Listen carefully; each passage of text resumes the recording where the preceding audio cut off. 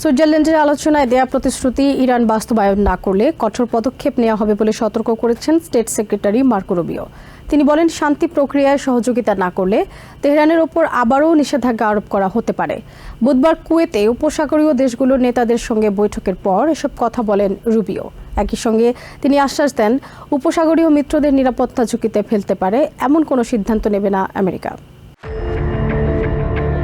ইরানের সাথে পরমাণু চুক্তি নিয়ে যখন নতুন করে আলোচনা শুরু হয়েছে, ঠিক তখনই দীর্ঘদিনের মিত্রদের আশ্বস্ত করতে মধ্যপ্রাচ্য সফর করছেন state secretary Marco Rubio.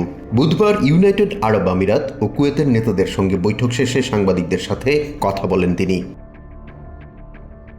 Rubio বলেন, দশকের পর দশক ধরে উপসাগরীয় অঞ্চলের দেশগুলোর সঙ্গে আমেরিকার সম্পর্ক রয়েছে। সেখানে সেনা, আকাশ প্রতিরক্ষা ব্যবস্থা এবং যুদ্ধবিমান মোতায়েন আছে, ফলে নিরাপত্তার বিষয়ে কোনো সংশয় নেই। স্টেট সেক্রেটারি জানান, ইরানের সঙ্গে আলোচনার প্রতিটি সিদ্ধান্তে উপসাগরীয় দেশগুলোর মতামত নেওয়া হবে এবং কোনো পদক্ষেপেই মিত্র দেশগুলোর নিরাপত্তাকে ক্ষুণ্ণ করবে না। ইরান হরমুজ প্রণালী ব্যবহারে টোল আরোপের যে প্রস্তাব দিয়েছে তা নিয়ে রুবিও কড়া ভাষায় বলেন, পৃথিবীর কোনো দেশ এটি সমর্থন করে না। এ বিষয়ে প্রেসিডেন্ট ট্রাম্পের স্পষ্ট অবস্থান পুনর্ব্যক্ত করেন তিনি। ইরানের উপর আমেরিকার তেল নিষেধাজ্ঞা 60 দিনের জন্য শিথিল করার সিদ্ধান্তকে আলোচনার অংশ হিসেবে বর্ণনা করেন স্টেট সেক্রেটারি। তিনি সতর্ক করে বলেন, ইরান যদি সুইজারল্যান্ডে দেয়া প্রতিশ্রুতি রক্ষা না করে তাহলে প্রেসিডেন্ট ট্রাম্প অন্য ব্যবস্থা নেবেন। এমনকি নিষেধাজ্ঞা পুনরায় জারি করার হুঁশিয়ারিও দেন তিনি।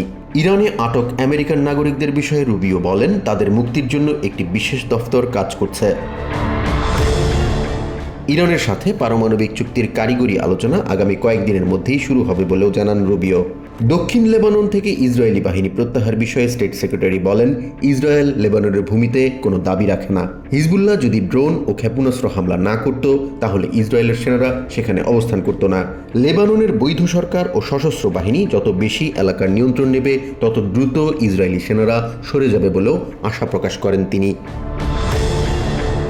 জাহান মিথুন, TVN 24 নিউজ ডেস্ক।